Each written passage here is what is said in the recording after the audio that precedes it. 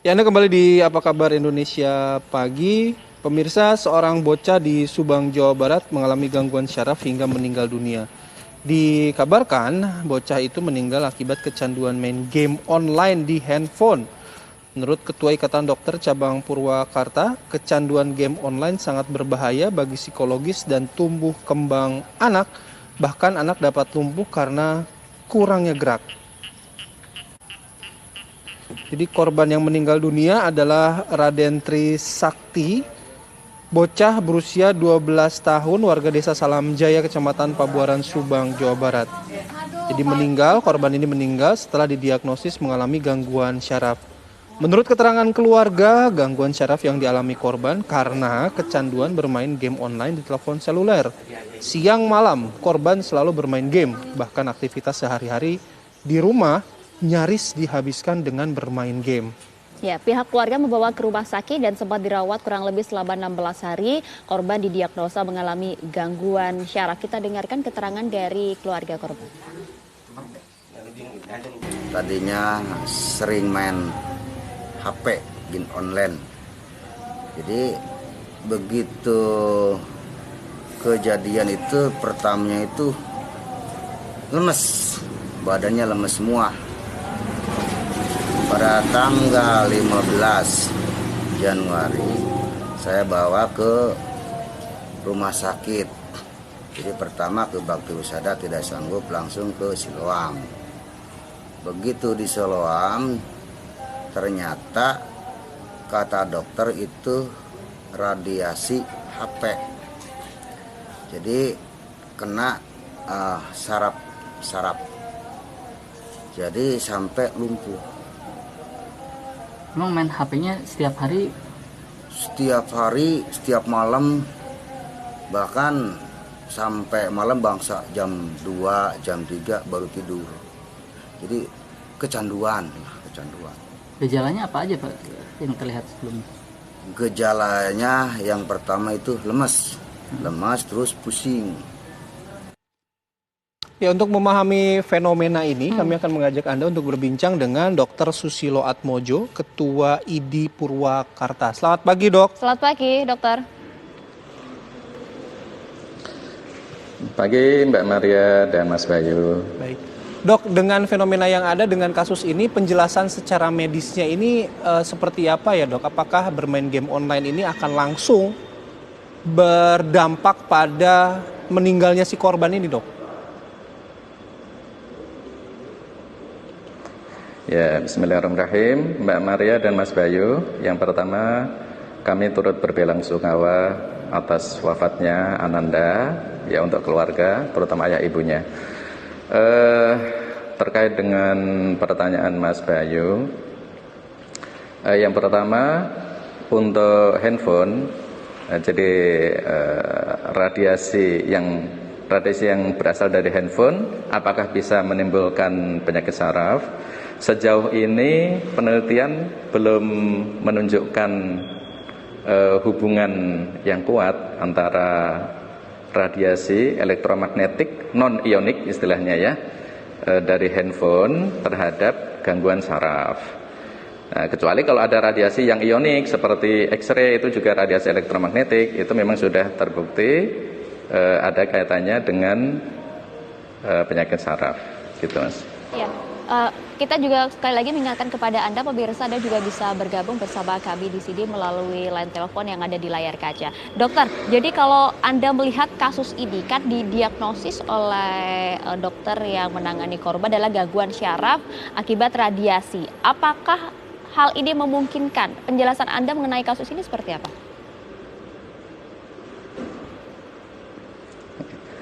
Iya, penelitian sampai sejauh ini radiasi handphone menyebabkan penyakit saraf belum terbukti, Mbak. Ya, tapi memang betul Ananda yang wafat karena penyakit saraf, betul. Tetapi apakah ada hubungannya dengan radiasi handphone? Karena yang bersangkutan, keterangan dari keluarga ini kan mengalami kecanduan ya. Nah, hanya saya hubungannya apakah penyakit sarafnya itu karena gangguan handphone, sejauh ini penelitian belum menunjukkan bukti yang kuat gitu. Sejauh apa sih dok sebenarnya dampak yang dapat dialami oleh seorang anak dalam hal ini kecanduan game atau kecanduan handphone? Besar sekali Mbak, karena yang pertama anak yang masih dalam masa pertumbuhan dan perkembangan ini, terutama dari sisi psikososialnya. Jadi untuk tumbuh kembang anak ini sangat penting bagaimana perkembangan psikologis dan sosialnya. Karena sama-sama kita ketahui kalau anak-anak atau bahkan sampai remaja ini sampai kepada kecanduan game atau dalam bahasa WHO-nya disebutnya gaming disorder, itu dia akan mengalami kesulitan bersosialisasi, berkonsentrasi, kemudian pelajaran di sekolah itu dia tidak bisa fokus, ya, sehingga ini akan berpengaruh kepada kehidupan anak atau remaja tersebut pada kehidupan yang akan datang. Yang kedua, secara fisik, otot atau muskuloskeletal otot anak supaya bisa tumbuh dan berkembang dengan baik, ini kan harus dilatih dengan aktivitas fisik. Sama-sama kita ketahui kalau dia kecanduan main game, duduk gitu ya, kurang rangsangan otot dan tulang-tulangnya, maka akan berpengaruh terhadap pertumbuhan ototnya tersebut. Oke, baik. Pak Dokter, nanti kita lanjutkan lagi penjelasan dari Pak Dokter, tapi kami ingin terima telepon dulu dari Pak Adi ya, dari Klaten. Selamat pagi Pak Adi. Ya, selamat pagi Bapak dan Ibu juga, ya, juga Pak Dokter. Ya. Mungkin ada yang ingin disampaikan atau ingin ditanyakan Pak Adi mengenai isu ini? Ya Pak Adi. Ya, mengenai kecanduan game online ini ya. Sebenarnya sudah lama sekali anak-anak itu bermain game online ini semenjak anak-anak diizinkan memegang HP dulu, sebelum COVID bahkan ya. Ditambah begitu ada COVID kan kita ada pembelajaran online nih. Wah, ini tambah menjadi anak-anak ini. Karena apa? Dia dari pagi pegang handphone, paling beberapa jam setelah selesai pembelajaran, anak-anak ini kan megang handphone terus.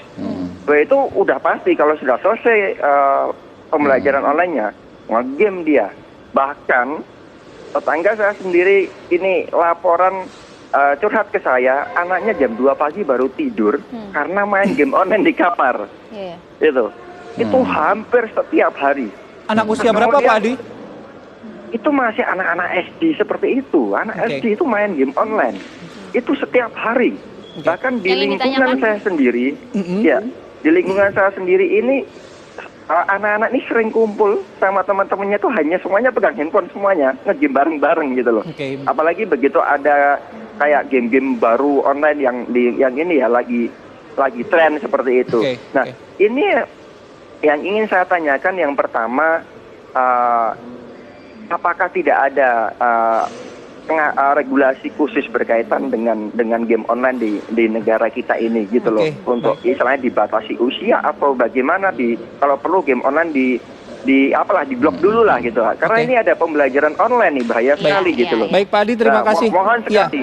Baik, terima kasih Bapak-bapak dan juga Ibu, terima kasih. Terima kasih Pak Adi. Tapi mungkin soal regulasi bukan wewenang Pak Dokter ya untuk menjelaskan, tapi nanti kami mudah-mudahan sih bisa tersampaikan pada pihak-pihak yang berkompeten dan berwenang untuk memberikan regulasi yang tadi disampaikan oleh Pak Adi ya. Dokter, tapi yang ingin ditanyakan juga dan juga menjadi pertanyaan banyak orang sih, sebenarnya tadi sempat disinggung juga ada gaming disorder oleh Dokter Susilo ya, Dok. Sebenarnya indikasi atau ciri-cirinya apa sih Dok? Ciri-ciri awal mungkin yang bisa kita rasakan. Tapi jangan dijawab terlebih dahulu, usai jeda ya Dok, kita akan kembali di Apa Kabar Indonesia Pagi. Terima kasih.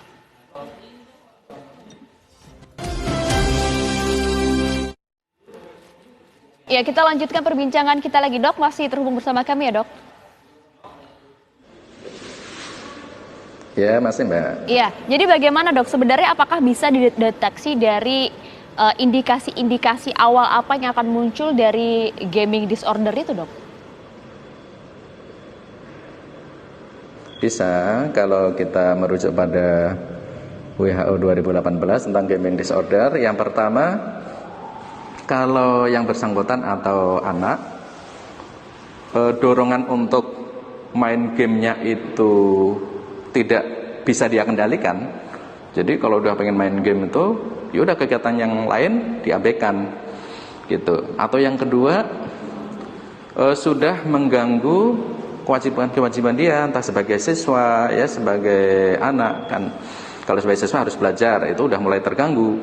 Kemudian irama hidupnya sudah terganggu, yang tadi sampaikan Pak Adi, udah sampai jam 2 malam baru tidur. Dan kemudian terhadap sosialnya, dia menarik diri dari teman-teman atau lingkungannya. Dan ini jika sudah berlangsung selama 1 tahun, maka itu sudah masuk pada kategori gaming disorder gitu. Oke, ciri-ciri dari gaming disorder ini dampaknya apa, Dok?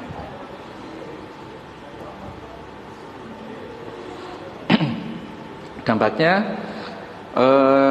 kalau untuk kehidupan yang bersangkutan anak, masa depannya tentu terancam ya, karena dia tidak bisa mempersiapkan masa depannya dengan belajar yang baik, kemudian kegiatan-kegiatan aktivitas fisik, kegiatan-kegiatan sosial pertemanan dengan teman-temannya, yang itu membuat tumbuh kembang dia secara psikososialnya menjadi terganggu. Nah, sehingga pada tahapan usia tertentu, katakanlah kalau studi dia belajar formal, harusnya naik misalnya tingkat sekian, dia jadi terhambat gitu. Dalam hal psikis ada yang bisa dilihat nggak sih, Dok, dampaknya? Anak-anak tersebut. Dari psikis. Oh iya, jelas sekali. Jadi nampak jadi gini, kita ini kan bisa melihat nih, kalau yang wajar, yang umum itu gimana sih orang main game. Biasanya kalau udah ada kerjaan kan udah ditaruh gitu. Tapi kalau kita akan bisa melihat tuh, kalau anak sudah keranjingan, dalam pengertian dia main game tuh kayaknya kalau dipanggil gitu aja kemudian atau dia mengurung di kamar, nah itu jadi indikasi tuh harus waspada orang tuanya. Oke. Gitu. Baik, terima kasih Dr. Susilo atas penjelasan dan waktunya pagi hari ini. Selamat beraktivitas kembali, semoga sehat selalu. Ya, terima kasih banyak, Mas Dokter. Bayu, Mbak Maria. Jadi perhatian untuk kita semua lah ya. Betul.